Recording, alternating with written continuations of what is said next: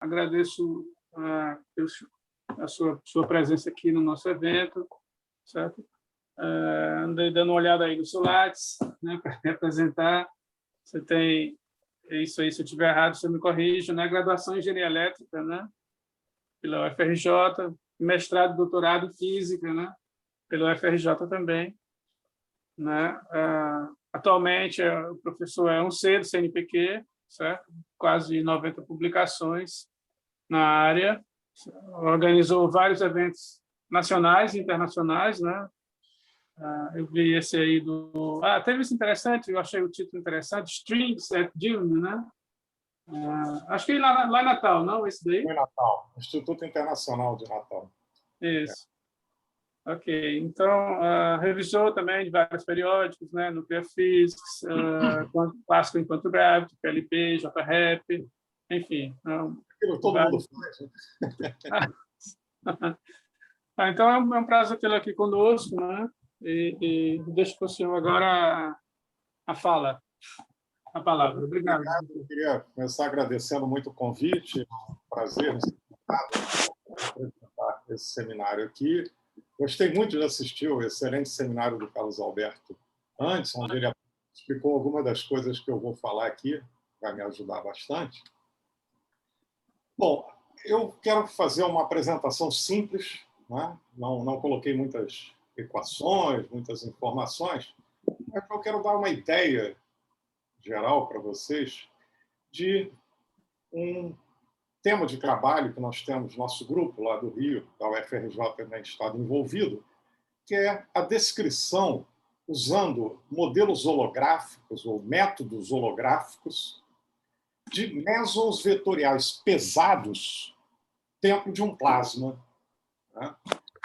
Depois, eu vou falar algo sobre a entropia de configuração e tentar compartilhar um pouco da minha curiosidade, das minhas inúmeras dúvidas sobre a entropia de configuração, mas o meu foco principal vai ser essa descrição holográfica de mesons vetoriais em um plasma.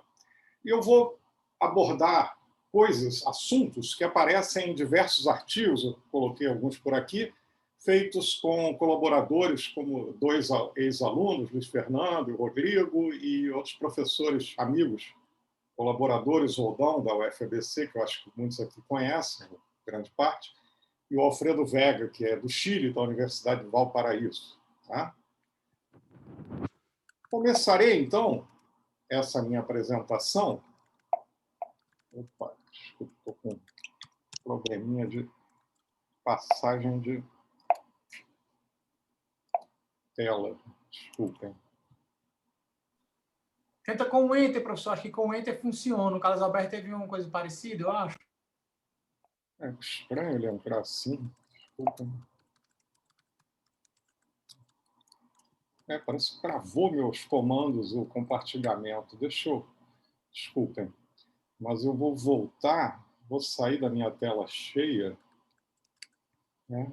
Coisa. Eu acho que eu vou fazer sem tela cheia. Ele está dando um bloqueio quando eu entro na tela cheia. Rapidamente retornarei, peço desculpas, mas corrigirei imediatamente.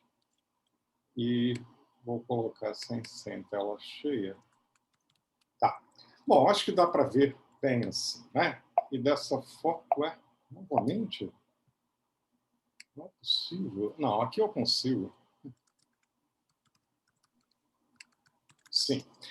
Bom, qual é a motivação, então, desses trabalhos, não é, que nós fazemos? A gente quer descrever qual é o comportamento que o meson vetorial pesado ele tem quando ele está dentro de um plasma de quarks e gluons. E, para isso, a gente vai usar modelos que são inspirados na correspondência da SFT, e é um tipo de modelo que nós chamamos, na linguagem normalmente usada pelas pessoas que trabalham na área, de modelos ADS-QCD, porque eles se inspiram na correspondência ADS-FT, mas, no fundo, olhando para as interações fortes e tentando reproduzir propriedades dela. O nome QCD é um pouco abusivo, porque nós estamos pensando, na verdade, em interações fortes, mas não estamos fazendo exatamente a QCD, e sim uma descrição de interações fortes, usando uma modelagem que vem da correspondência PSFT. Bom, em particular, nosso interesse é descrever como é que um meson vetorial pesado ele se comporta quando ele está em um meio térmico que tem temperatura, tem densidade e onde pode haver presença de campos magnéticos. Bom, para começar, o que é um meson vetorial pesado? Os mesons vetoriais pesados, também chamados de quarkonions, estados de quarkonium, eles são mesons constituídos por um par quark-antiquark do tipo C ou do tipo B. Tem um D que apareceu aqui, desculpa, é um erro de um typo aqui. Quark C ou B, né? Charme ou Bottom ou Beauty. Os quarks mais pesados. Né? O top não forma, não existe estado ligado, estável, com T anti-T. Tá? E, bom, vamos depois conversar algo sobre a entropia de configuração para esse sistema. Mas, primeiro, quando a gente fala de holografia, o Carlos Alberto já deu uma explicação excelente sobre a DSFT, nós estamos nos referindo à correspondência descoberta ou proposta pelo Maldacena em 1997, que era uma correspondência muito rica, né? Uma coisa de uma riqueza enorme. Eu vou colocar aqui um texto muito pequeno, muito simplificado, de um caso muito particular dessa correspondência, né? Só para simplificar e pensar naquilo que nós usamos dessa correspondência. Né? Nessa nossa versão simplificada, a correspondência ela representa uma equivalência exata entre a teoria de cordas definida num certo espaço de 10 dimensões, supercordas em 10 dimensões, né? E, do outro lado da correspondência, uma teoria de calibre em 4 dimensões, que pode-se pensar que ela mora, digamos assim, na fronteira desse espaço, que tem 10 dimensões, mas tem uma fronteira com 4 dimensões. Né? A teoria de cordas, então, está num espaço que é um espaço anti-de Sitter e tem mais uma parte do espaço que é um espaço compacto, a DS5S5. Né?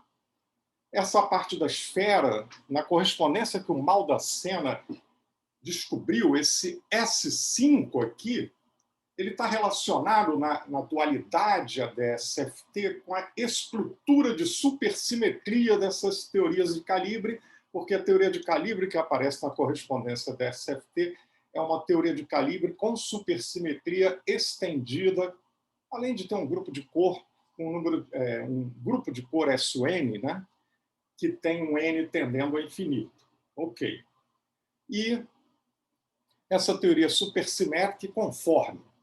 Bom, a natureza não é conforme. A correspondência DSFT, na sua forma original, ela não representa uma teoria de calibre como a teoria de calibre SU3 que aparece na cromodinâmica quântica. No entanto, ela tem se revelado já há bastante tempo, né, desde o aparecimento da correspondência, como uma ferramenta muito importante para se lidar com teorias de calibre não abelianas e para se retirar alguns resultados que representam um comportamento semelhante ao comportamento que nós observamos na QCD, apesar de não ser a mesma teoria. E a ideia que nós temos é que certas propriedades de teorias de calibre não abelianas têm uma certa universalidade.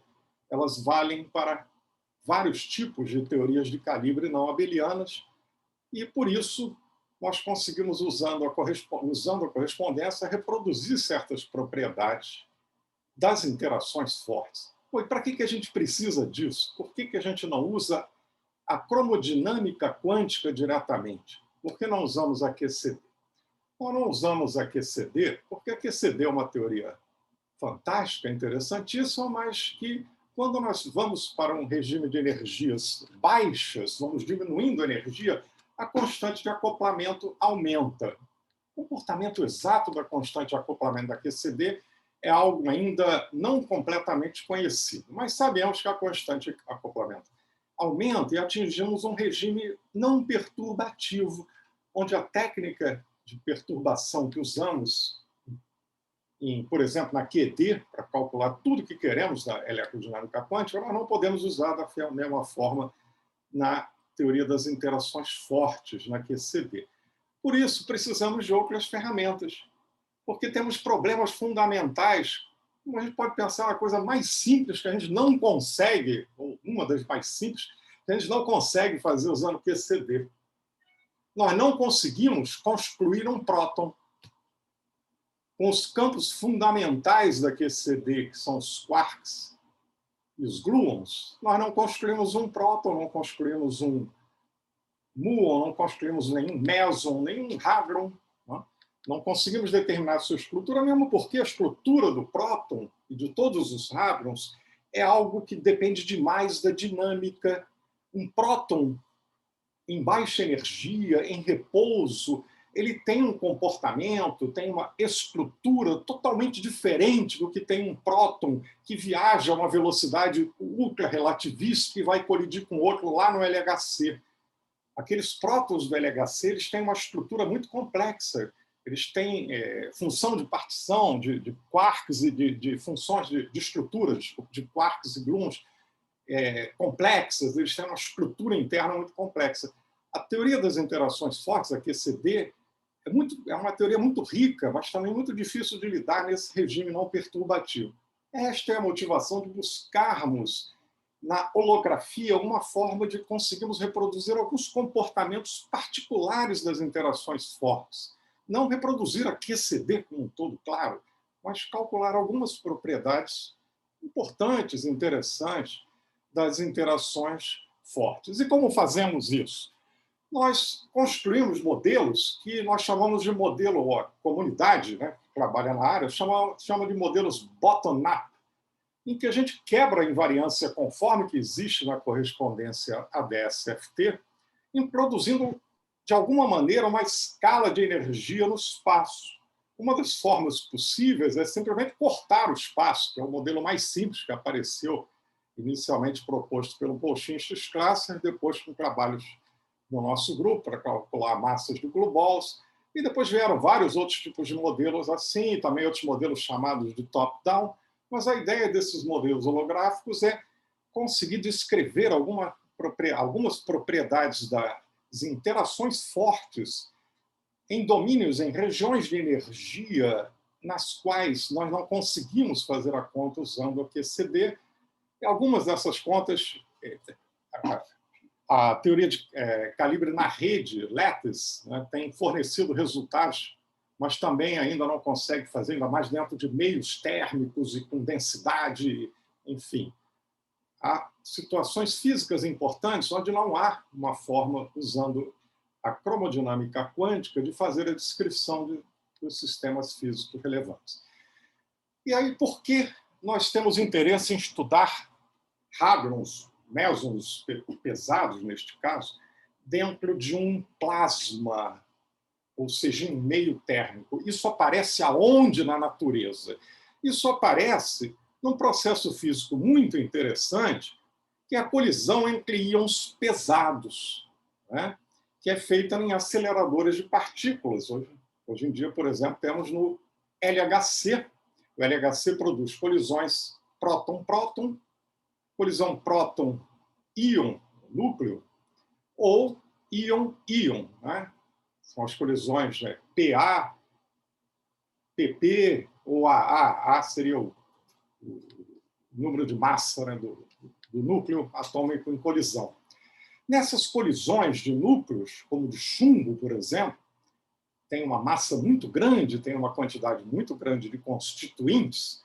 Em colisões razoavelmente frontais, digamos assim, destas partículas, observa-se a formação, por um tempo muito curto, muito breve, de uma forma, de um estado de matéria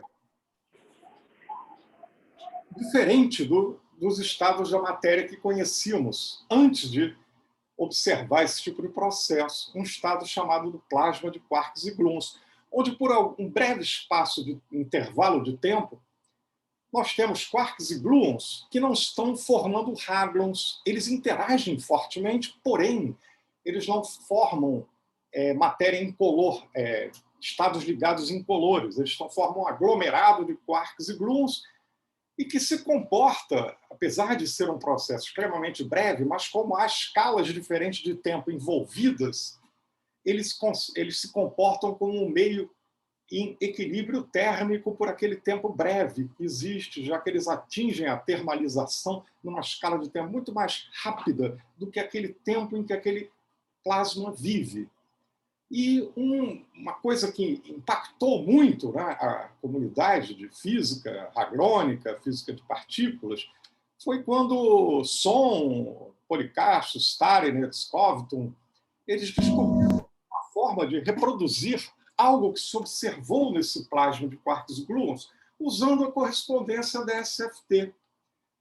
E o que se observou nesse plasma foi que ele se comporta como um plasma que tem uma viscosidade muito baixa. Ele se comporta como um fluido perfeito, é o fluido mais perfeito que se conhece na natureza, esse plasma de quarks e gluons. E esses trabalhos, né, que foram feitos algum tempo após a correspondência da SFT, usando a dualidade, fazendo a conta, não na QCD, e sim em um plasma de uma teoria de calibre não abeliana, que é a teoria da correspondência à DSFT. Eles não fizeram esses modelos bottom-up nos quais a gente trabalha, que eu vou falar. Eles usaram a correspondência DSFT. Mas eles mostraram como a viscosidade para uma teoria de calibre não abeliana, dentro das características da DSFT, a viscosidade seria extremamente baixa. Isso foi um resultado muito importante que motivou também o uso da correspondência DSFT como uma abordagem para entender propriedades das interações fortes. E, por outro lado, nesse ponto eu queria reforçar o fato de que existe um estado de matéria interessantíssimo que é formado em colisões de íons, que é esse plasma de quarks e gluons, e entender esse plasma é muito importante para a gente e extremamente desafiador. Por que é desafiador? Porque quando dois núcleos colidem, eles formam um plasma, ele termaliza numa escala de tempo muito pequena, muito rápida, e depois aquele plasma se desfaz, se transformando, hadronizando, como nós dizemos. Os quarks e gluons, eles se recombinam. E, ao se recombinar, você produz partículas que são incolores, né? Porque tudo que nós observamos da física das interações fortes é incolor. É cor com anticor, ou combinação de três cores, são hadrons ou mesons. Né? Então, o que você vê nos detetores não é o plasma. O plasma de quarks e gluons não aparece em nenhum detetor. O que aparece são as partículas. E aí, pela forma de distribuição das partículas, enfim, por várias propriedades do espectro que se observa das partículas produzidas em uma colisão deste tipo, é que se consegue reconstituir, através de um trabalho nada trivial, o que aconteceu na colisão. E onde é que entram os mesons pesados nisso? Falaremos a seguir.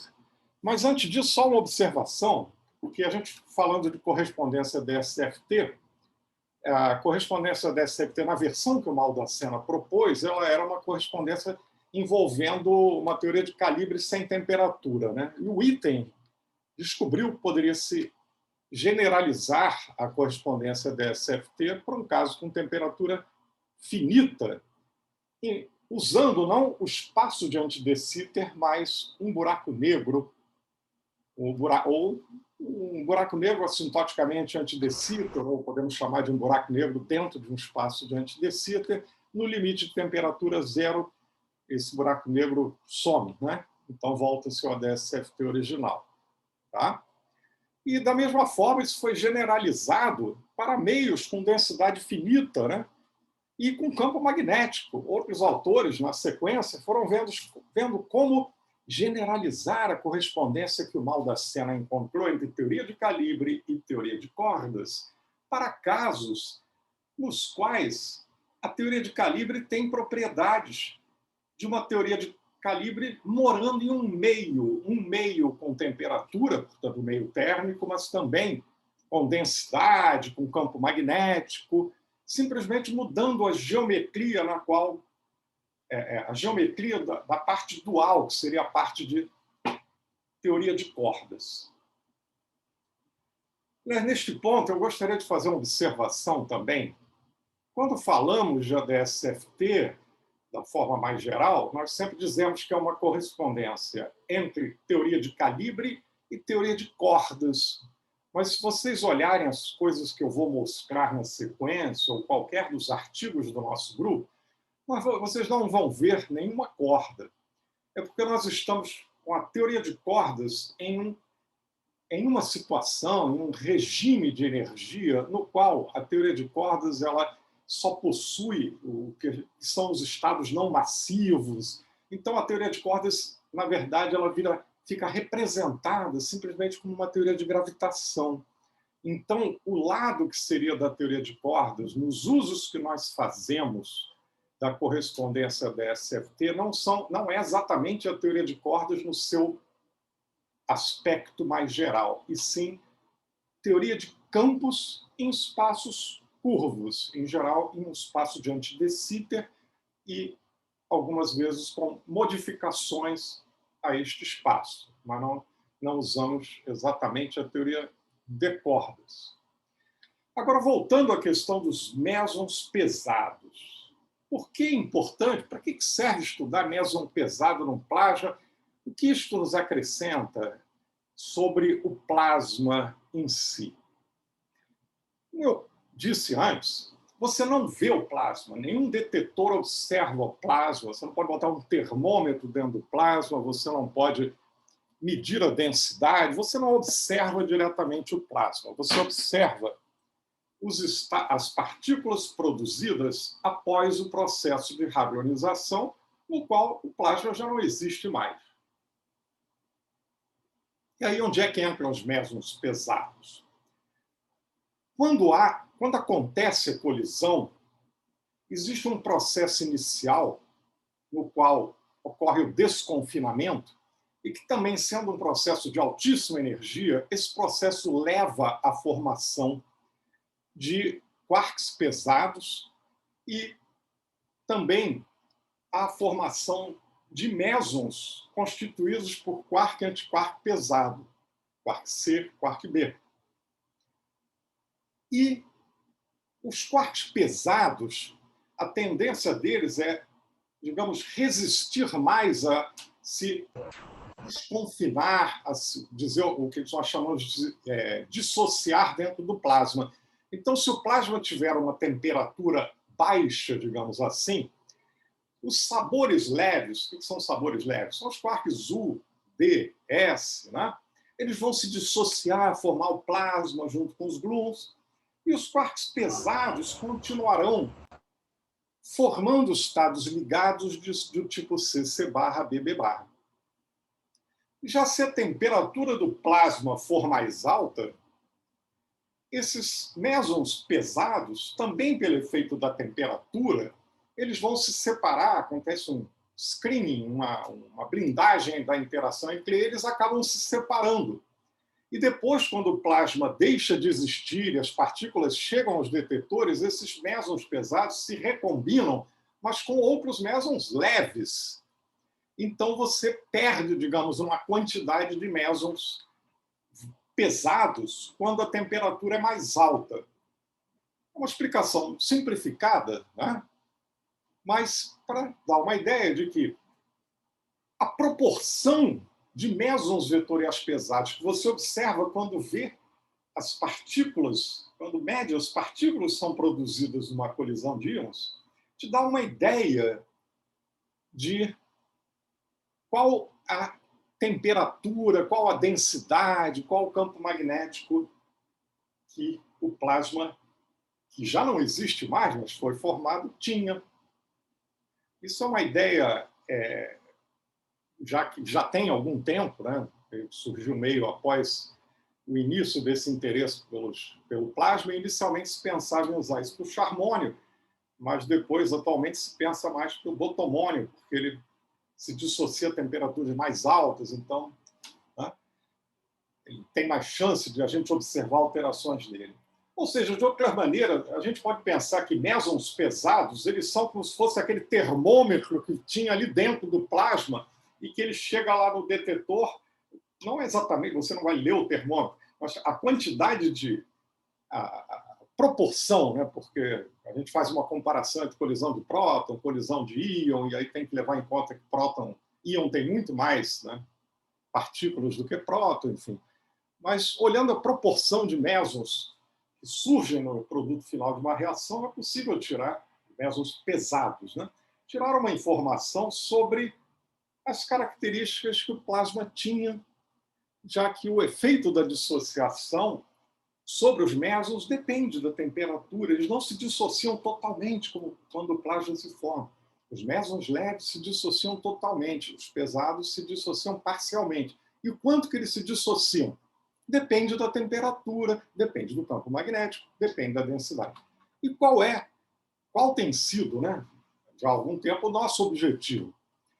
Justamente, nosso objetivo é de construir modelos que nos deem uma informação sobre como varia o grau de dissociação de um meson pesado dentro do plasma e como esse grau de dissociação depende da temperatura, como ele depende da densidade do meio e como ele depende de presença de um campo magnético.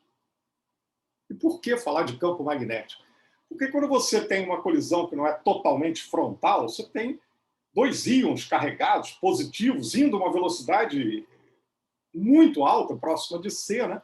E eles colidem, você tem duas cargas com uma velocidade altíssima, né, colidindo. Então aquilo cria um campo magnético intenso, né? Existe campo elétrico, mas o campo elétrico ele não é, digamos, enhanced, não é ampliado pelo efeito de velocidade. Então o campo elétrico não em princípio, né, há outras questões de variação de campo magnético, produzir campo elétrico, enfim, mas em princípio o efeito que se pensa mais imediatamente é o efeito do campo magnético, uma vez que ele é proporcional, ele depende, né, das velocidades das partículas. Então, íons, né, ou mesmo prótons, né, colidindo, você vai formar alguma coisa que está sujeita a um campo magnético intenso, e isso causa efeitos até em temperatura de desconfinamento, causa efeito sobre a forma de dissociação dos mesons. É esse tipo de coisa que nós tentamos descrever com essa modelagem para mesons vetoriais pesados. Tá? Ok, existem muitos modelos para calcular massa de partículas, espectro de partículas, inspirados na correspondência a DSFT. Existe hoje em dia uma literatura muito vasta. Mas esse tipo de modelo que nós fizemos, ele tem uma especificidade, ele tem algo de bem diferente do que existe por aí na literatura. A diferença é que nós construímos um tipo de modelo que ele é consistente não só com o espectro de massas, mas também com o espectro de constantes de decaimento dos mesons. Né? Constante de decaimento. Constante de decaimento é uma quantidade que te dá um valor da amplitude que existe do meson ter um decaimento não hadrônico. Ele virar alguma coisa que não tem mais hadron. Por exemplo, um par de leptons. É mais, é menos, mi mais, mi menos. Né? E, bom, o que essa constante de decaimento é importante? Por que precisa se inventar um tipo de modelo consistente com isso? Por que nós seguimos esta linha? E, bom, nós queremos representar o efeito de dissociação de mesons. E isso a gente vê, por exemplo, calculando a chamada função espectral para o meson. Então, eu vou mostrar para vocês a cara de uma função espectral e depois mostrar a relação que isso tem com constante de decaimento. Por que a gente precisa ajeitar a constante de decaimento? Uma função espectral, por exemplo, para o botomônio, é uma coisa, isso vem da função de Green retardada, enfim. Isso é uma quantidade que nos dá a seguinte informação. Né? Aqui no eixo vertical eu tenho essa quantidade que eu chamo de função espectral. No eixo horizontal eu tenho a energia, ok? A energia em GeVs. E esse pico azul, esse outro, esse um pouco menor, eles estão informando para a gente em qual energia. Se eu fizer uma medida, eu tenho plasma, eu estou procurando ali dentro um méson pesado. Em que faixa de energia eu vou encontrar um méson pesado? Se o méson pesado estiver vivendo livre de qualquer meio, no vácuo, né? A energia na qual eu vou encontrar o méson pesado, né? Estou pensando no méson pesado em repouso, tá? Momento linear nulo. A energia que eu vou encontrar ele é a massa dele. A massa, pronto, né? No meio térmico, isso fica diferente, né? E aí, justamente, essa função espectral, que varia com a temperatura, que está em 200 MeV, aqui está 220, aqui está 300. Você vê que aumentando a temperatura, os picos vão diminuindo. Com temperatura mais elevada, só tem um pico menor. Isso significa o seguinte, que aquele meso que seria o segundo estado, aquele que estava aqui, por exemplo, esse segundo pico, ele some quando eu aumento a temperatura. Por quê? Porque naquela temperatura, o que seria um estado excitado, porque esses mesons eles têm uma escada de estados. Tem o primeiro estado, segundo, terceiro, quarto. Tá? E esses estados mais excitados eles vão dissociando mais rapidamente no meio e vão sumindo. Então, esta função espectral, ela mostra para a gente o grau de dissociação de uma partícula, nesse caso, o meson, o botomônio, dentro de um meio térmico, a dissociação causada pela interação com o meio. Né? A dissociação seria o quark e o antiquark se separarem pelo efeito da interação com o meio. E esse tipo de função nos mostra isso. E por que a constante de decaimento é importante? A constante de decaimento é importante porque quando você vai para a temperatura zero, como eu mencionei antes, temperatura zero não tem esse negócio de pico, largura, você tem as partículas com as suas massas.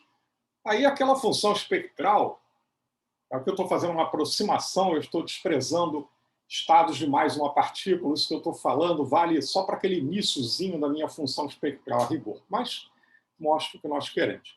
A função espectral seria apenas picos na forma de deltas de Dirac, né? Em cima das massas das partículas. Só que nós podemos mostrar, né, vendo a forma de definição do que a gente chama de constante de decaimento, que é CFN, que aquela função espectral, no caso de temperatura nula, ela tem que tender a uma função que tem esta cara, que tem um pico, né, que é o propagador, né, das partículas, tem o polo, o polo que corresponde a um pico na forma de uma delta, a parte imaginária disso aqui a gente vê facilmente, que é uma delta, né, correspondente à camada de massa, né, de cada estado. No caso, temperatura zero a gente chama de estado, temperatura infinita serão os quase estados, tem uma largura e tal. Mas essa amplitude dessa função ela é proporcional ao quadrado da constante de decaimento. Então, depois de trabalharmos muito com esse tipo de modelos, a gente acabou chegando a isso porque percebemos que quando fazemos a modelagem de comportamento térmico de partículas, como os mesons, usando um modelo que não reproduz o comportamento das constantes de decaimento, o espectro térmico dá resultados totalmente fora, né, do que é a realidade física. E a explicação que acabamos descobrindo foi essa, que o espectro térmico, em limite de temperatura nula, ele depende das constantes de decaimento. E, portanto, se você não tem uma boa reprodução de constante de decaimento, isso daí não tem como funcionar. Okay? Os mesons pesados eles têm uma coisa de muito interessante também para fazer esse tipo de modelagem. Nós temos dados muito bons sobre eles, né? Se você pegar meson leve, você tem bons resultados para a massa, mas constante de decaimento não. Por que isso acontece? Que o cara que é mais pesado, o charmônio, o botomônio, quando eles decaem, eles deixam traços muito mais visíveis para os experimentais, né? É mais fácil observar uma coisa mais pesada, né? Então, apesar de ser mais... Você precisa de mais energia para gerar um hadron mais pesado, né? Um quarkônio, do que para gerar um romeson. No entanto, o romeson ele se mistura quando decai e tal, com muitas outras coisas. Por isso, a observação de suas constantes de decaimento é muito mais difícil. É só olhar no PDG, como a gente não tem uma determinação para mesons leves, como tem para os pesados, né? Há uma física muito bonita por trás dessas coisas. Aqui eu botei uma tabela para dar uma ideia de como é que nós temos dados para o charmônio, né? Que são muito precisos em relação a massas e constantes de decaimento. Constante de decaimento você não mede diretamente, você mede a largura de decaimento do meson pesado em um par é mais é menos. Isso é medido também com muita precisão, e a partir daí você tem uma maneira de calcular constante de decaimento, né, a partir disto. Esse negócio, aliás, de ter valores muito precisos, é um tremendo desafio. Porque quando você faz modelagem, né, uma modelagem simplificada de algum sistema físico para o qual você não sabe lá muito bem o resultado, né, então qualquer resultado que você achar vai ser uma maravilha, né? Mas quando a gente faz uma modelagem de partículas para as quais nós sabemos o resultado físico, né, por um lado é excelente, né? Nós sabemos a física que queremos reproduzir. Por outro lado, é um desafio enorme, porque é um modelo teórico simples, né? Não consegue ter essa precisão. Nós não estamos construindo uma teoria fundamental para essas partículas, ela não existe ainda, mas, enfim, a gente tem que se contentar também que nós tentamos nos aproximar desses números, mas é claro que com o modelo simples não conseguiremos ter uma precisão assim tão grande, né? Bom, para o meson B, a mesma coisa. E o que acontece é que os modelos holográficos que se conhecia antes, né? Os modelos holográficos disponíveis, se olhar hardwall, softwall, D4, D8, tem um monte de modelos holográficos muito interessantes, muito bons para calcular massa, um monte de coisa assim. Mas para reproduzir constantes de decaimento de partículas, como os mesons, esses modelos todos anteriores, eles levam para situações onde ou as constantes de decaimento elas se mantêm constantes com o nível de excitação, ou elas aumentam com o nível de excitação. Tá? Constante de decaimento é definido da maneira que nós estamos definindo, porque dentro da literatura há formas diferentes de se definir. Né? Então a gente teve que criar um tipo de modelo que é um modelo específico. Como eu já disse antes, não é um modelo para QCD, é um modelo focado em reproduzir comportamento de mesons pesados no plasma. Apenas isto, mas isto já é algo bastante importante. Tá? E, bom, como é que se calcula massa e constante de decaimento? Estou falando de forma geral, não quero dar muito detalhe técnico, mas eu gostaria de dar uma ideia de onde que vem, na abordagem que a gente faz, usando esses modelos da DSQCD, ou dentro do espírito da correspondência DSFT adaptado, né? Como se calcula massas e constantes de decaimento? O Carlos Alberto, no seminário anterior, deu uma explicação muito interessante, né? Muito boa, sobre correspondência DSFT, onde ele mencionou uma relação que o item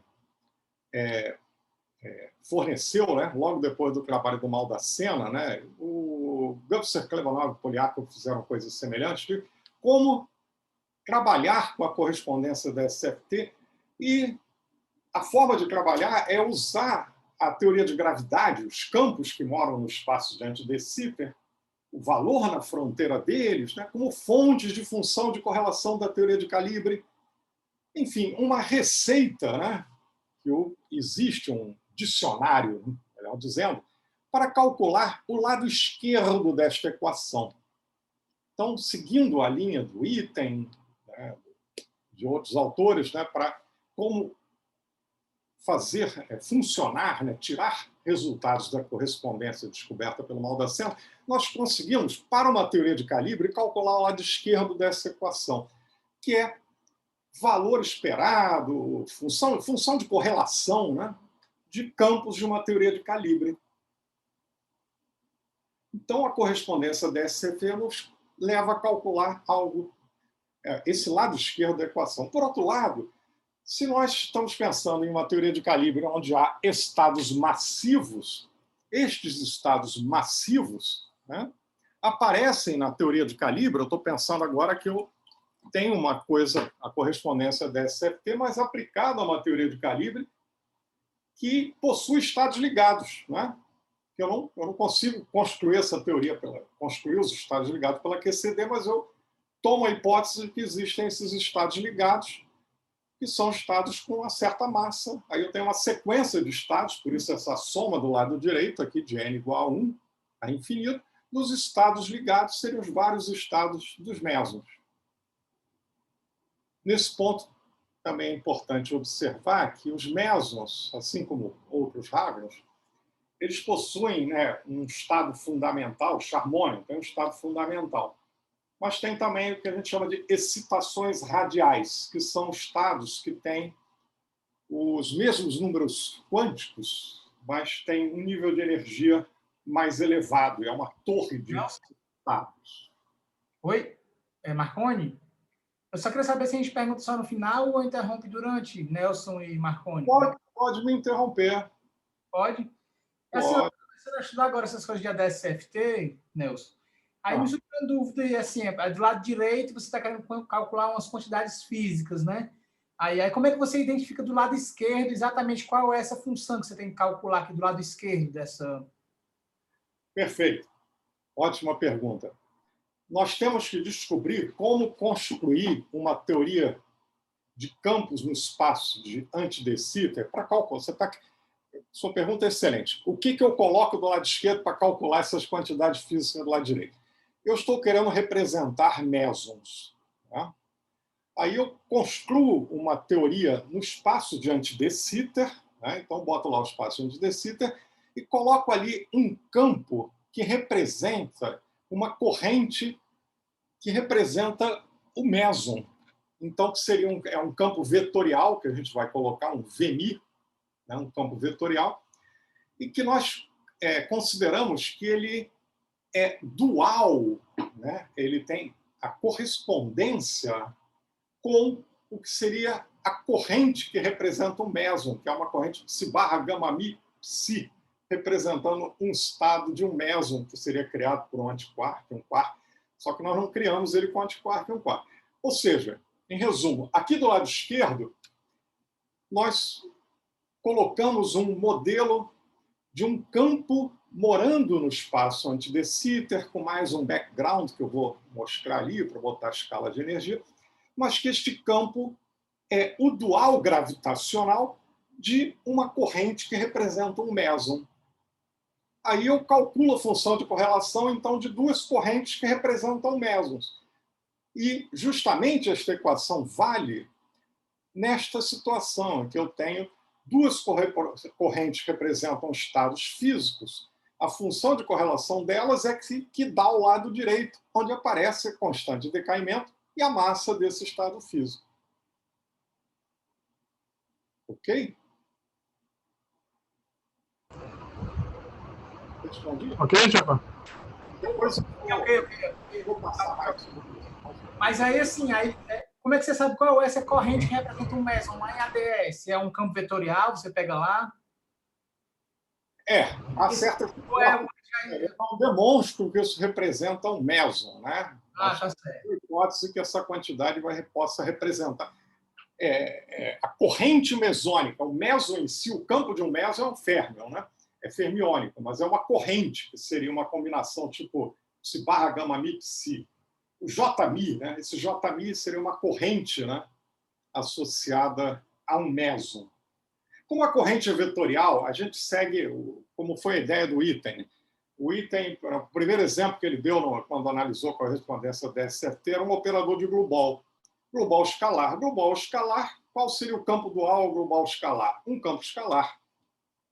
E aí o item faz toda uma análise de dimensão de operador, enfim, um monte de coisas interessantíssimas. Nós seguimos essa mesma linha. A corrente associada a um meson é uma corrente vetorial, que combina, né, os campos fermiônicos, a matriz gama, enfim, gama mi e tal. Mas é uma corrente vetorial. Então, seguindo essa mesma lógica do dicionário, que nós chamamos assim a DSFT, nós representamos uma corrente vetorial por um campo vetorial no espaço de anti-de Sitter. Okay? Tá ótimo. Obrigado.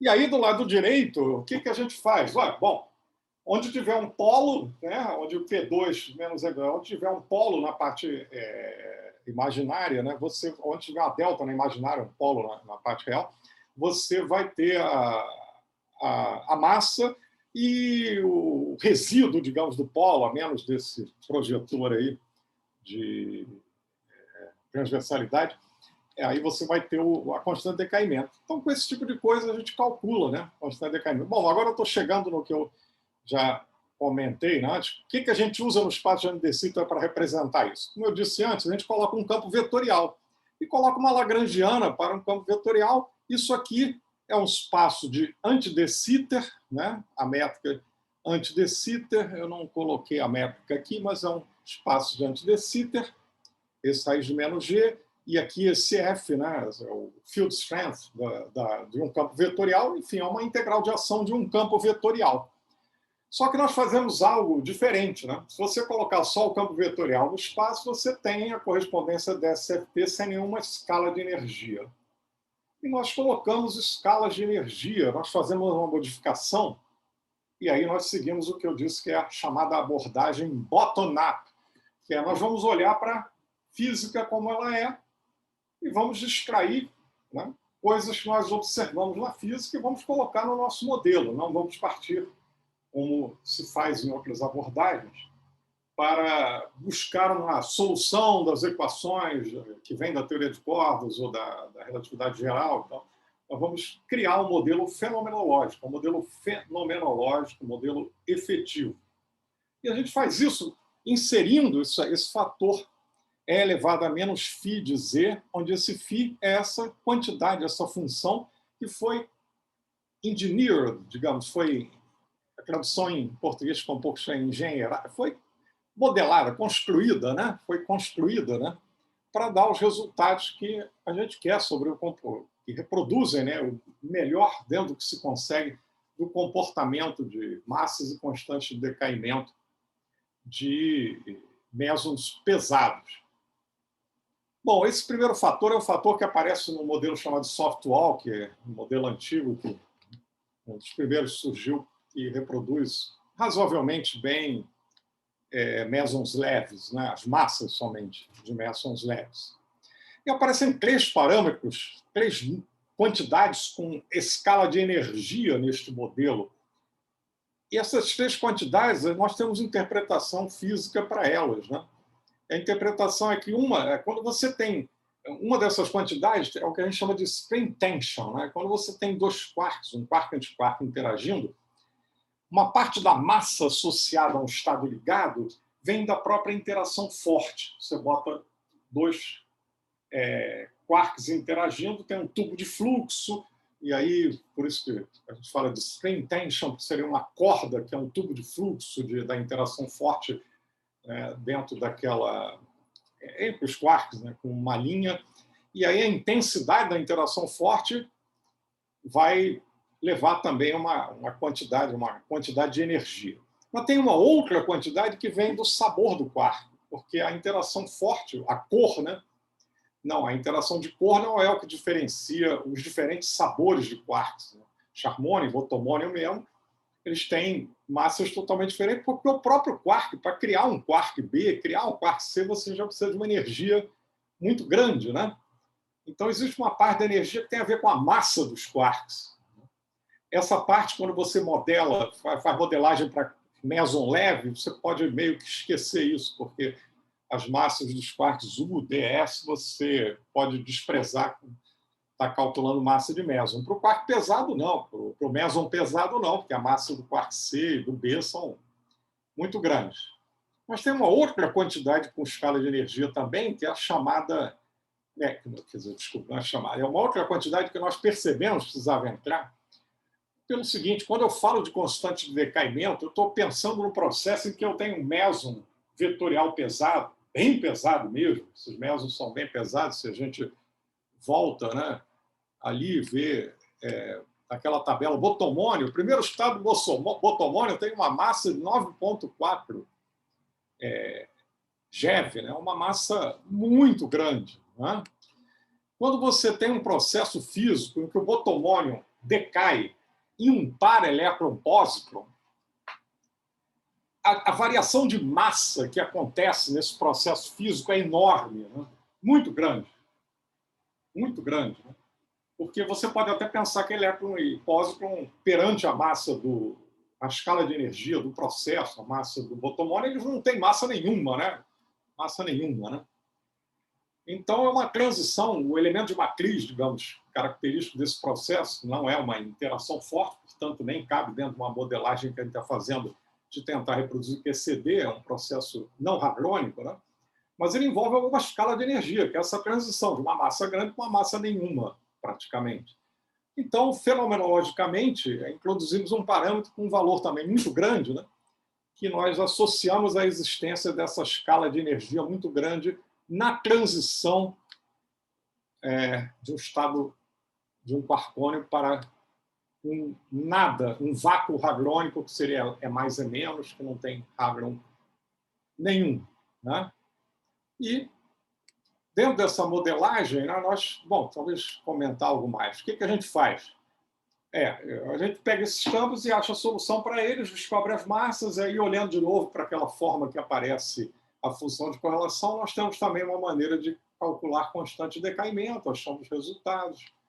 E aí, em função disso, descobrimos aí, modelamos as massas, e nós ajustamos, na verdade, o nosso modelo para ele ser o melhor possível com as constantes de decaimento, porque percebemos que esse é o tipo de quantidade que ela realmente influencia muito o comportamento das funções espectrais que representam os mesons dentro de um meio térmico. Então, nossa prioridade foi acertar essas constantes de decaimento dentro desse modelo, né? É uma coisa que não conhecemos modelo na literatura que foque nessa questão das constantes de decaimento. E aí, as massas, fazemos o que é possível, até não estão assim tão mal, mas, enfim, é um modelo relativamente simples, né, para isso, né? E aí, bom, feito esse tipo de ajuste, aqueles parâmetros, como é que é a ordem das coisas, né? Eu estou seguindo uma sequência que não é exatamente o que a gente faz. Da onde que vem esses números aqui que eu estou colocando, esses parâmetros que eu coloquei no modelo para o Charmon e Bottomon? Nosso trabalho é ao contrário, né? Digamos, a gente tem a tabela que vem do PDG, são os dados experimentais para massas e constante de decaimento. Aí fazemos um processo numérico, porque essa conta com esse modelo tem que ser resolvido numericamente, e otimizamos, digamos, quais são os parâmetros que a gente vai colocar para ter o menor erro possível em relação às constantes de decaimento e massas. E aí chegamos a esses parâmetros. Quer dizer, a sequência é esta. Primeiro, tentar buscar os parâmetros que nos levam a isso. Nós não temos algo de fora que nos diga quanto vale cada parâmetro. É simplesmente um ajuste de um modelo efetivo, de um modelo fenomenológico. Okay? E aí encontramos os resultados. Bom, isso que eu coloquei ainda era abordagem com temperatura zero. Nós resolvemos espaços de anti-de Sitter, colocamos um campo vetorial que descreve a corrente dos mesons, calculamos função de correlação, daí calculamos massa, constante de decaimento. Pois bem, isso é feito no vácuo. Seria o meson está no lugar onde não tem meio nenhum, não tem nada em volta dele. Aí, a seguir, vamos olhar aquilo que é o nosso interesse, que é olhar o meson dentro do meio, para ver como ele dissocia e para ver o que ele pode nos dar de informação sobre o meio térmico onde ele viveu enquanto ele esteve dentro de um plasma, né? E aí colocamos, então, para descrever temperatura finita, uma métrica que já apareceu aqui naquele seminário do Carlos Alberto, que é uma métrica de um espaço ADS. Essa métrica aqui, esse F é um fator de Schwarzschild, né, que varia com bom, aqui a gente está em ADS 5, ele tem uma forma... ele está aqui, pronto.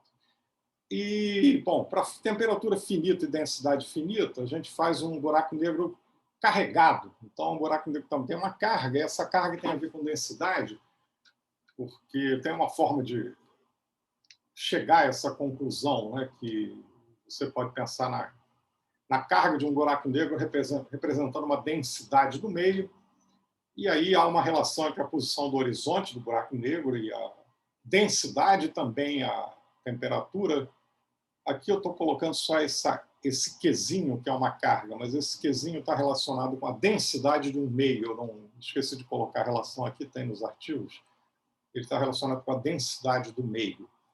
E se a gente tiver uma temperatura finita e um campo magnético, também é possível. Aí o que a gente faz é resolver as equações de Einstein para um background onde há um campo de fundo, enfim. E aí descobrir uma forma de escrever um buraco negro tipo Schwarzschild, mas com um campo magnético. Então, é possível fazer essas coisas. E aí, bom, partindo desse tipo de solução, eu não coloquei aqui também, mas se você colocar esse Q igual a zero ou B igual a zero, você cai no buraco negro. Schwarzschild só tem temperatura, não tem campo magnético nem densidade. Se a gente faz isso, a gente acha funções espectrais por Charmony em temperaturas diferentes. E aí temos aqui, bom, um pouco pequeno, mas seria 150 MeV, 300 MeV, 450, 600 MeV. O pico azul é o de temperatura mais baixa, é um pico acentuado. Isso aqui é o Charmônio em temperaturas diferentes. Depois esse pico laranja já é menor, verde menor ainda, o outro menor.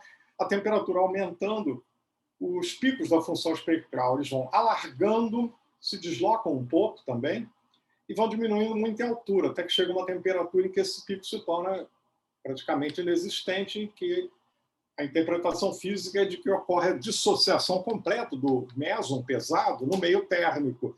E aí, se você tiver essa situação física, você deveria ver uma diminuição muito grande na quantidade de mesons pesados na observação experimental do produto final da hadronização do plasma, né, após ele não existir mais. Para o botomônio ele tem uma massa maior, ele é mais interessante porque ele dissocia a temperaturas mais elevadas e ele deixa traços aqui. A gente pode ver aqui tem um primeiro pico, aqui um segundo, um terceiro, ele deixa traços de mais estados, né? O segundo estado do botomônio mesmo, ele ainda sobrevive a temperaturas razoavelmente altas, né? Aqui também temos... bom, isso aqui está de novo a mesma coisa. Aqui tem uma análise do comportamento do charmônio em 200 MeV para valores diferentes de potencial químico. Esses gráficos que estão aqui, todos eles são charmônio na mesma temperatura, 200 MeV, onde ele tem um pico aqui representando o estado, que já dissociou um pouco, o charmônio dissocia em temperaturas logo depois da formação do plasma, ele dissocia em temperaturas mais baixas, o botomônio é que sobrevive mais. Mas aí, o que está mudando nesses gráficos é que aqui eu tenho uma densidade zero, aqui uma densidade 100 MeV, aqui 200 MeV, 300 MeV, 400 MeV, 500 MeV. A densidade do meio aumentando, o charmônio se decompõe mais também. Então, percebemos, por esse daqui, que é o tipo de coisa que se observa, com a densidade do meio, né, o que se espera, também acontece um incremento, né, um aumento na dissociação térmica provocada, né, sobre isso, sobre a partícula. Aqui também o botomônio, bom, são vários picos. O pico mais alto seria quando você tem densidade nula, depois o pico um pouco para baixo, a densidade de 150 MeV, depois 300. Né? O pico da função espectral correspondente ao botomônio ele vai ficando cada vez mais baixo e mais largo quando você aumenta a densidade, mostrando que o efeito da dissociação no meio ele aumenta com a densidade do meio. Aqui novamente. Opa, não, espera aí, eu estou fazendo alguma... sim, desculpem. Agora sim. Agora sim, um efeito de campo magnético. Nesses gráficos, nós mostramos o botomônio, a função espectral dele, a uma temperatura de 300 MeV, em todos os gráficos temos 300 MeV. No primeiro, este daqui, nós temos campo magnético nulo. Aí temos o botomônio dando esse pico aqui grande. Depois, nesse daqui, nós temos o campo magnético 0,25, depois 0,5, depois 1 GeV quadrado, e o pico vai diminuindo. Então, o campo magnético, esse é um campo magnético paralelo à polarização da partícula vetorial, né, que ela tem uma polarização. Ela vai diminuindo também pelo efeito campo magnético. E agora, em direção perpendicular, também notamos algo parecido, os efeitos são próximos, né? São bastante próximos. Né? Tem um outro tipo de efeito que nós pretendemos analisar, que hoje em dia apareceram alguns estudos disso, que é o efeito da própria rotação do plasma. Né? Rotação do plasma. Uma observação é que nós estamos olhando apenas o efeito do campo magnético sobre o meio, não sobre as partículas. Tem um trabalho muito interessante do Dow Mertens. Né? O Dow tem vários artigos muito interessantes sobre esse tipo de assunto. e um artigo muito interessante sobre como modelar o efeito do campo magnético diretamente sobre o momento de dipolo dos mesos, mas isso, no nosso trabalho, não é feito, não existe essa análise. Tá? Bom, agora eu queria comentar alguma coisa sobre a entropia de configuração, que para mim é uma coisa muito misteriosa, né? Acho que até a gente viu no seminário do Carlos Alberto, nas perguntas interessantes que surgiram depois sobre a interpretação, né, disso. Bom, a entropia de configuração é uma quantidade que você calcula, né, inspirado, né, com uma forma semelhante à entropia de informação de Shannon. Só que a entropia de informação de Shannon ela tem uma definição, né, que tem uma interpretação clara, né? Você faz essa soma, né, define ela como menos a soma de Pn log de Pn, onde Pn são probabilidades. Você tem alguma medida, digamos assim, que você vai fazer e pode dar tem um certo espectro, digamos, de possíveis resultados, cada um com uma probabilidade. Que nem tirar um par ou ímpar, e aí você tem dois resultados que pode dar o cara ou coroa, pode dar cara ou coroa, cada um tem 50% de chance. E aí, o que acontece? Você não sabe o resultado do sorteio de cara ou coroa, né? Eu faço sorteio. Se eu conto para você, eu te dou uma informação que você não tinha. Por quê? Porque você não sabia, porque o resultado não era totalmente determinado. Se você tiver probabilidade 1 de dar um resultado, ou se você não tiver nenhuma indeterminação, por exemplo, uma moeda que só tem duas caras, você joga para cima, se eu te disser o resultado, a informação que eu estou te dando é zero, é nada, né? Porque você não tinha determinação nenhuma sobre isso, né? Então, a informação é algo intrinsecamente relacionado, dependente de indeterminação. É passar a conhecer o que não conhecemos. Bom, eu não sou especialista em teoria de informação de jeito nenhum.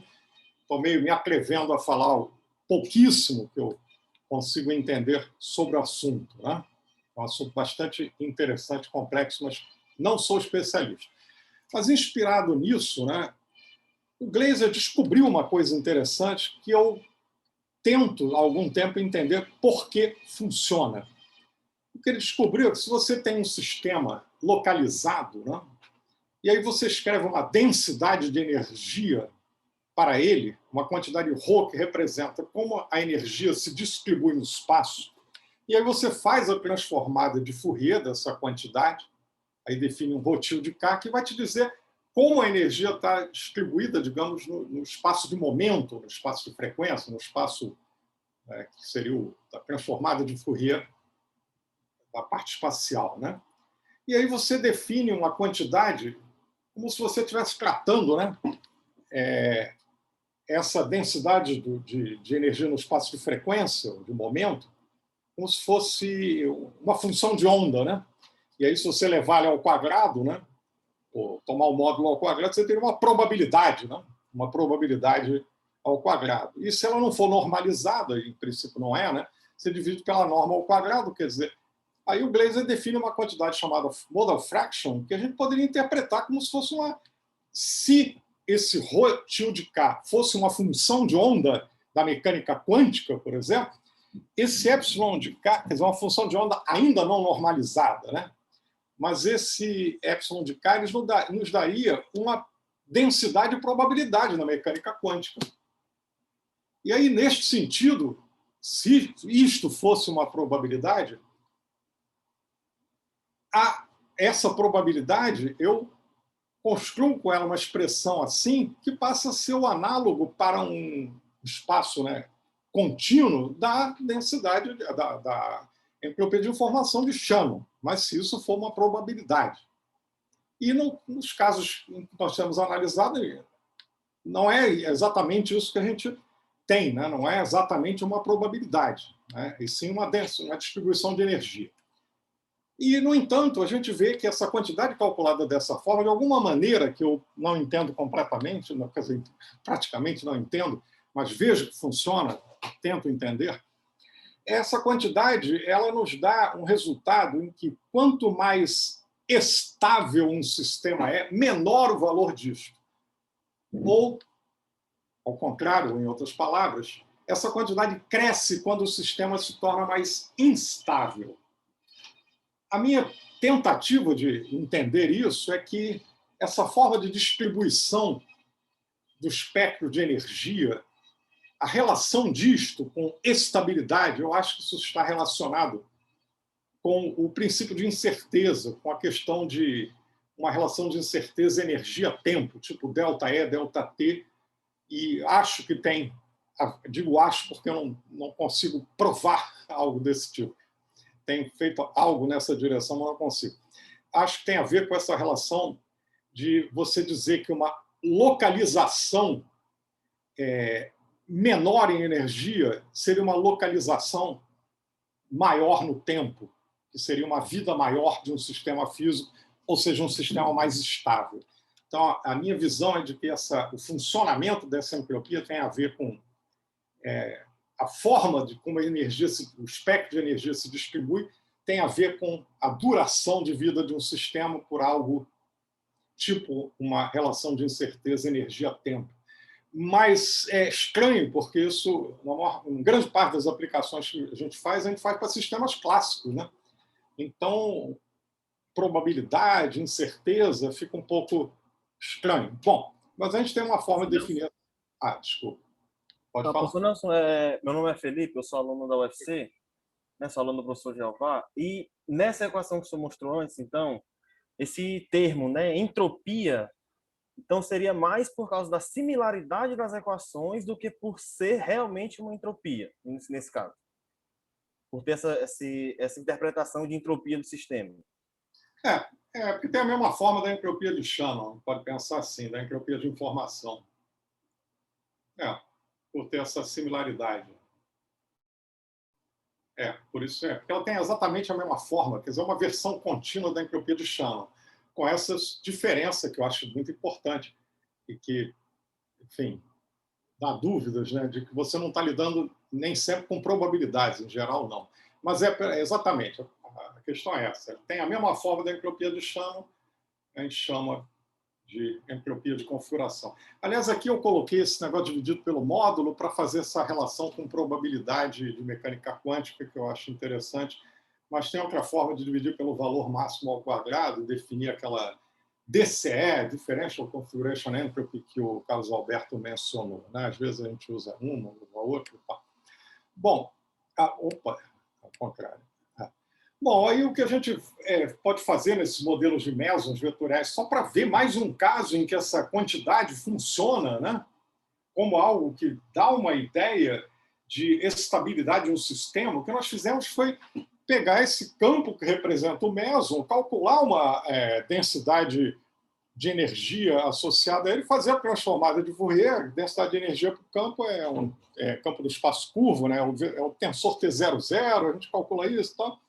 E aí, bom, só que aí tem que fazer uma outra jogada que eu vou só mencionar, porque é uma tecnicalidade. A gente tem que calcular a solução que representa um quasi-estado, que é um negócio chamado modo quase normal, e tal, que é uma frequência complexa. Bom, calculamos a solução, calculamos a densidade de energia, e o que a gente descobre é que se você pegar o Charmony e calcular essa densidade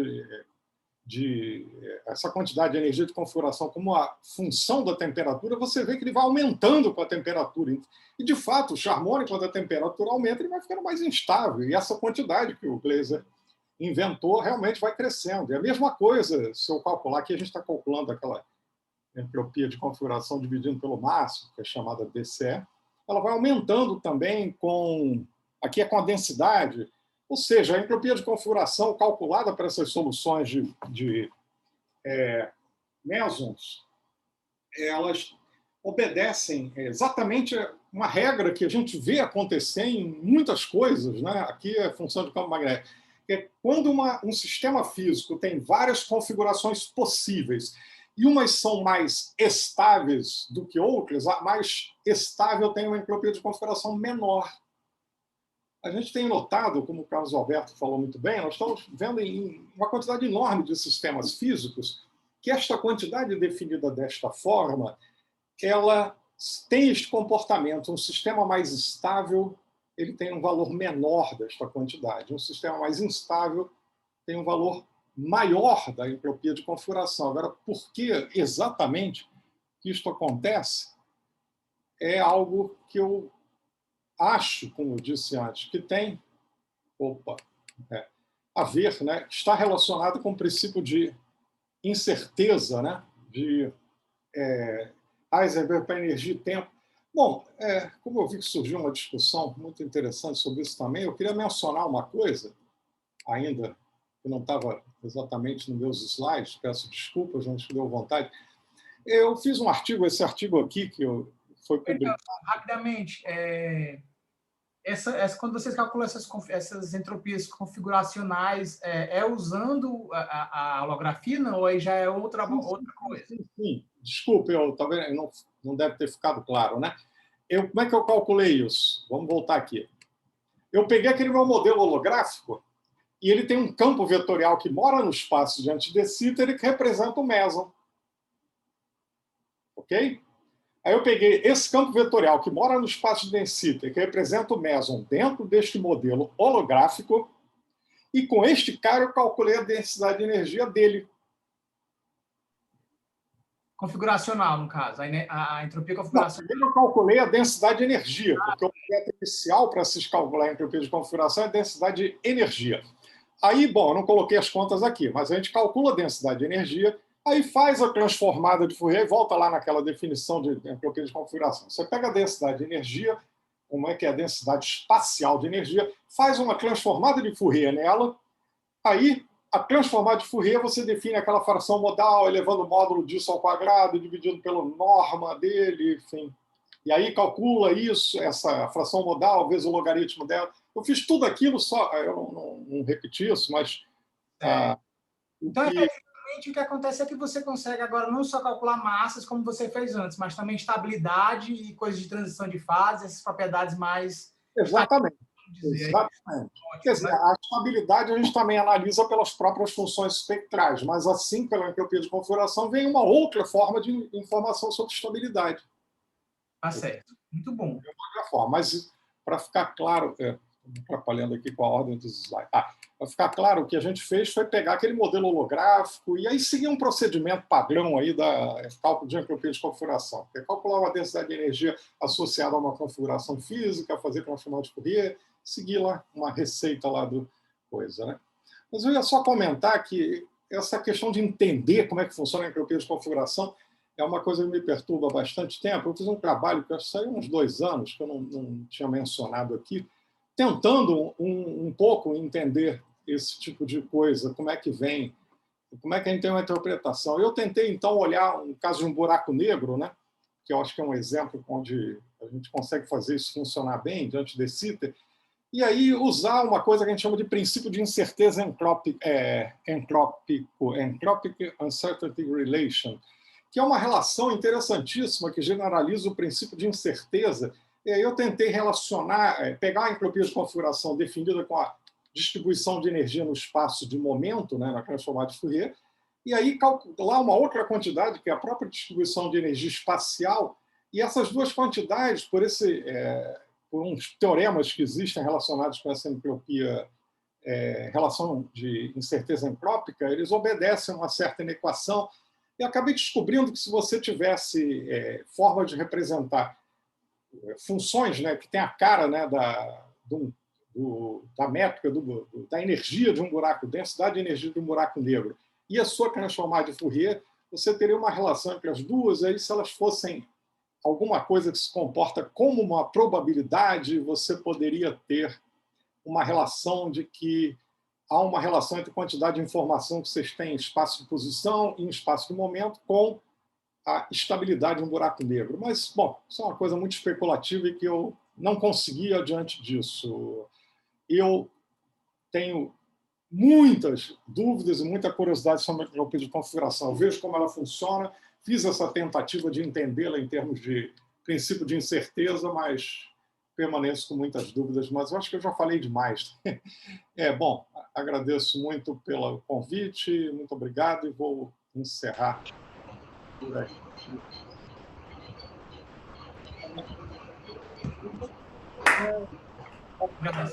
Ok.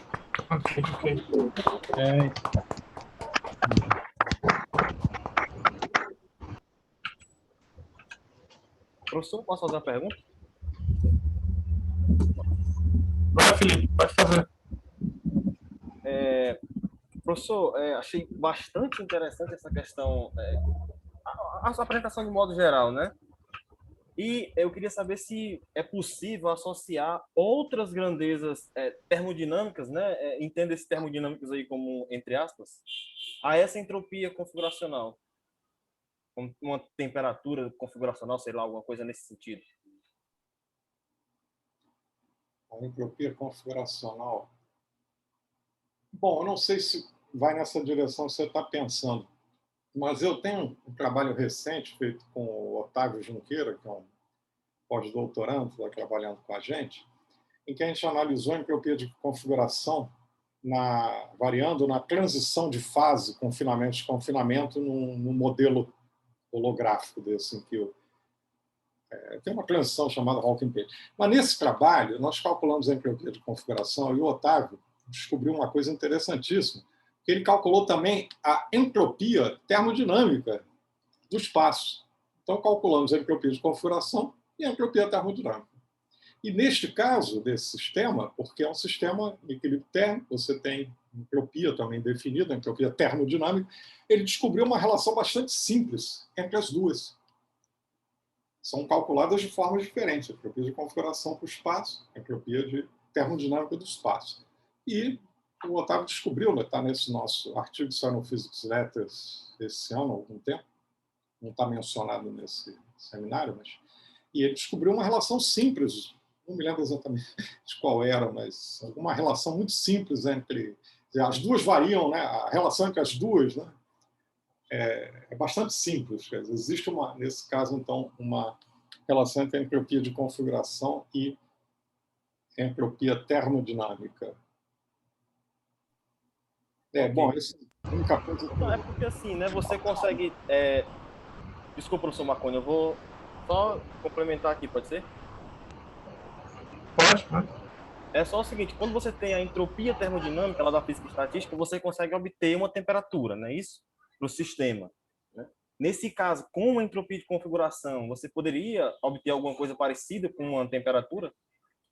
A entropia de configuração é definida para vários tipos de situação, não só de sistemas em equilíbrio térmico. Você pode ter um sistema, digamos, no vácuo, que não está em meio nenhum.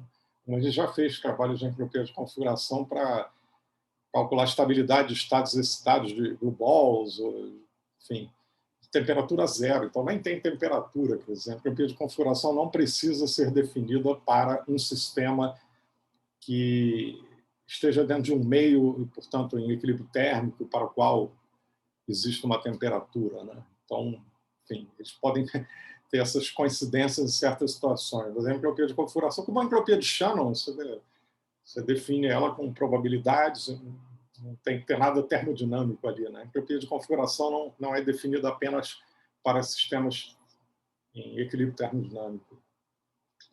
Ok, obrigado, professor. Muito bom. Ok.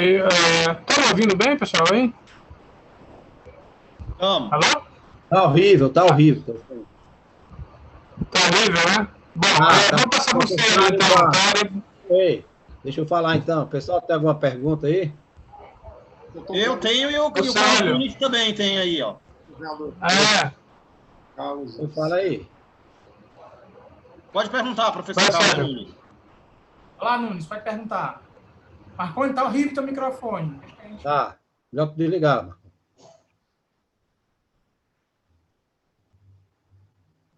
Olá, Nunes, pode perguntar, Nunes. Célio estava primeiro, me parece. Então vai lá, Célio. Bem, então é o seguinte, professor Nelson Braga, parabéns aí pela apresentação. Foi realmente um momento de muito aprendizado. Agora é o seguinte, eu queria saber se nessa correspondência aí ADS-CFT, certo? Pronto, o papel do buraco negro, um deles é conferir temperatura lá para o sistema, lá para o plasma, né? E outras propriedades do buraco negro, por exemplo, é possível colocar ele para girar, mesmo em 5 dimensões, e aí o parâmetro de rotação, qual seria o equivalente dele lá na fronteira? A interpretação? Super interessante essa questão. Bom, estou começando a discutir, né, com colaboradores, como é que seria representar um plasma girante, momento angular, né? E, bom, eu não sei te responder isso, porque, na verdade, é um problema nada trivial e eu não sei se exatamente um buraco negro com momento angular representaria um plasma com momento angular. É uma situação não trivial, mas possivelmente seria isso, né? Quer dizer, o que a gente fez foi representar não só a temperatura, como densidade. Densidade você relaciona com carga, buraco negro com carga, né? E quando foi campo magnético, é só botar um background, não é uma propriedade exatamente diretamente do buraco negro. Uma rotação, bom, é possível que realmente um buraco negro em rotação possa representar um plasma em rotação, mas não é assim trivial, porque esses sistemas moram em diferentes. A rotação... Porque de repente esses sistemas com turbulência, que também são difíceis de descrever, né? E pode ser que lá no espaço ADS, né, com buraco negro com rotação, de repente pode facilitar essa descrição, né? De um sistema com turbulência, né, com rotação turbulenta lá na fronteira, né? Beleza. Interessante, legal.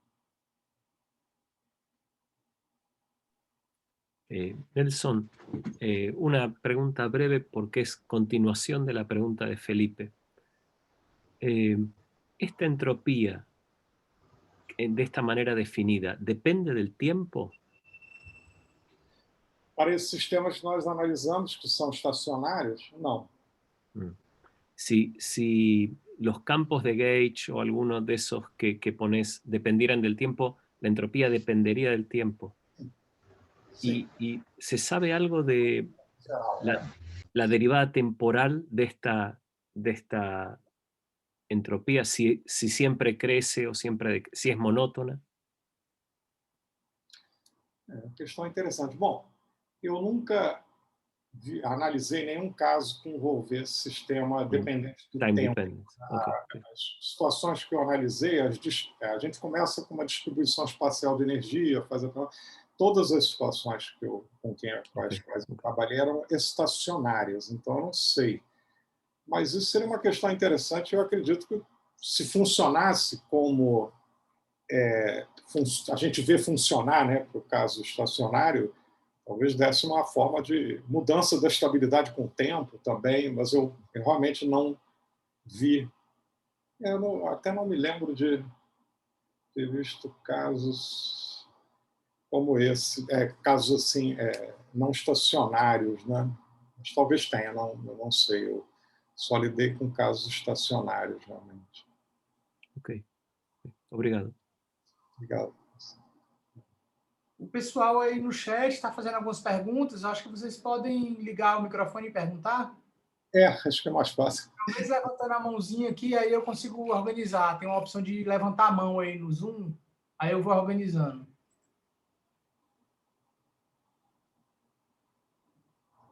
Alguém tem pergunta?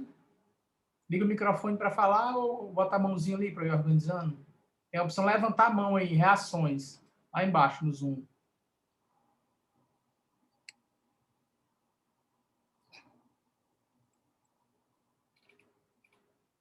Tá, não sei se o pessoal não está conseguindo ligar o microfone. Tá aqui, então pronto, tá aqui. Tem uma mãozinha aqui, é o Diego, DC Moreira. Um comentário que o Rodão tem trabalhos com evolução temporal. Diego, pode Olá. aí, DC Moreira. Boa tarde. Estão me ouvindo? Sim, estamos ouvindo. Sim, né? Professor Nelson, eu queria fazer duas perguntas. Você pode só... aliás, uma primeira é uma pergunta e uma segunda é uma observação sobre a pergunta do professor Carlos Nunes, ok? A primeira é com relação ao campo de Dilaton, que o senhor usa lá naquele modelo do software. O senhor coloca uma tangente hiperbólica lá, não é? Essa tangente hiperbólica ela é escolhida à mão ou ela vem de algum modelo, algum outro modelo? Não, ela vem depois de muito procurar qual é o comportamento do background que levaria para o espectro desejado. Ou seja, colocada à mão, mas, enfim, método de tentativa. Não vem de nenhum modelo, nada mais fundamental. Ok. E a segunda, o professor Carlos nos perguntou sobre a questão do cálculo da entropia configuracional envolvendo a evolução temporal. Salvo engano, tem um paper do Roldão que trabalha com onda viajante, e que ele calcula a entropia configuracional nesse contexto. É um paper de alguns anos atrás, sabe? Que eu lembre agora. Eu tenho que olhar para ver com calma. Mas, salvo engano, é esse. É possível. O Roldão tem muitos trabalhos interessantíssimos. De configuração e outras tantas coisas. Mas eu não sei se necessariamente seria um problema não estacionário. Você pode ter uma configuração que se movimenta, mas de forma, digamos... comóvel, né? Comóvel. Revolução. Pegar um dado comóvel. Mas só para... Mas é interessante, né? Isso, saber isso. O Roldão provavelmente tem informação sobre isso, se ele já fez ou se outro fez. Acho que ele, certamente... Eu aprendi entropia de configuração, pouco que eu sei com o Roldão, comecei a trabalhar isso com o Roldão. Entendi muito o assunto. Era só isso mesmo. Muito obrigado, viu? Eu que agradeço. Mais alguma pergunta? O Thiago Felício digitou aqui, mas não está falando, não sei se está com problema no microfone. Ele perguntou: a entropia de Salles também entraria nesse contexto? A entropia de Salles, eu não entendo de entropia de Salles, mas me parece que é simplesmente uma outra forma de definir uma alternativa à entropia termodinâmica. Então, não vejo, né? Acho que é uma outra coisa, né? Seria uma outra forma de definir uma entropia termodinâmica alternativa. Né? Então, enfim, acho que não vejo relação, mas não sei, não posso... Tem alguma outra pergunta, pessoal? Então, queria pedir para todo mundo agradecer aí